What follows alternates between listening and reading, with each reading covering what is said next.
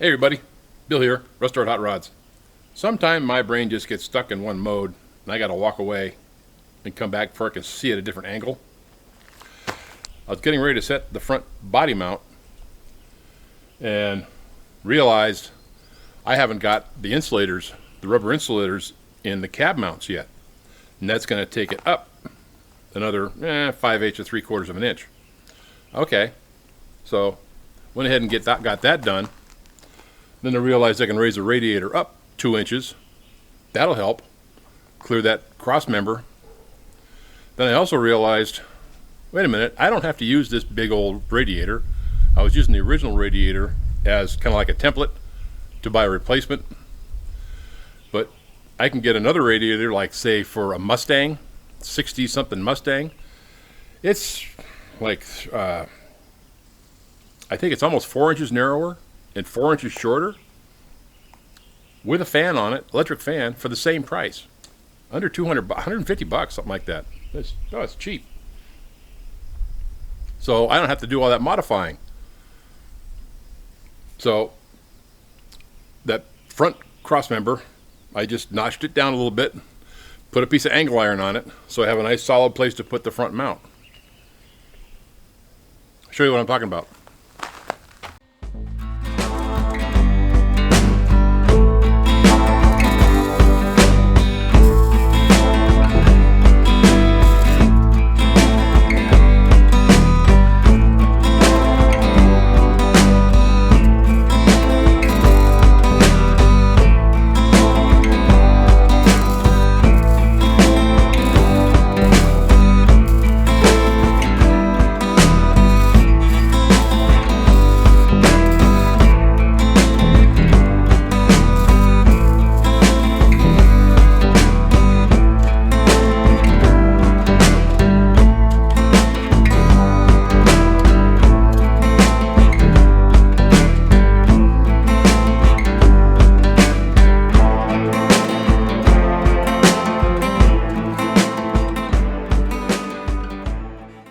Well, last weekend we went to Monroe, Washington swap meet, which if you haven't been there is dynamite. It's huge. It's really cool.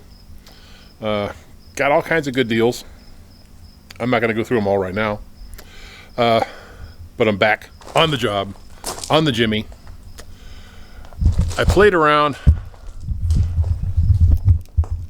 with the core support, and that's what I came up with.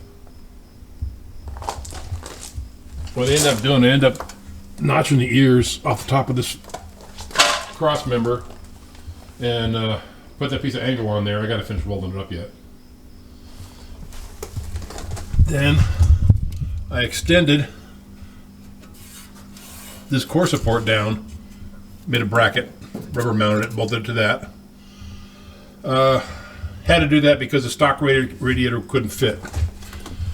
I realized I don't have to use a stock radiator, but I prefer to be able to keep it simple, not have to order something special. I know a Mustang radiator is smaller and would fit in there, but it's smaller and I want to use it as big as I can. So here we go. That's what it is. Now I've been shopping around trying to find a driver's side drop Dana 44.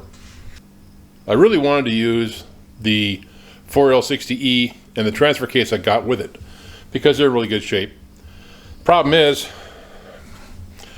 all the 4L60Es and those transfer cases are all driver's side drop, and most all of the GM straight axles are passenger side drop. I really don't want to change that. So, not to mention to use the 4L60E, it takes you got to buy an aftermarket computer and dink around with it and extra wiring. It's going to cost several $100s to get that going. I decided I'm just going to keep it simple. So I'm going backwards. So today, good old Craigslist, I found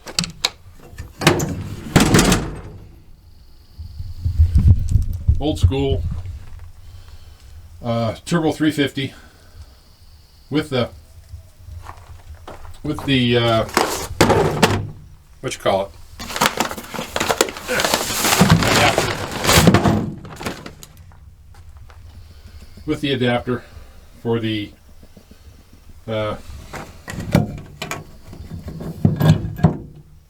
that's kind of buggered up, isn't it? Let's see what's going on with that. Maybe nothing. So I'll either find a 208 or something to keep it simple. Keep it more old school. Get away from the electronics, just use levers. They always work. But now I'm going to get this thing cleaned up because it's filthy. That's next up.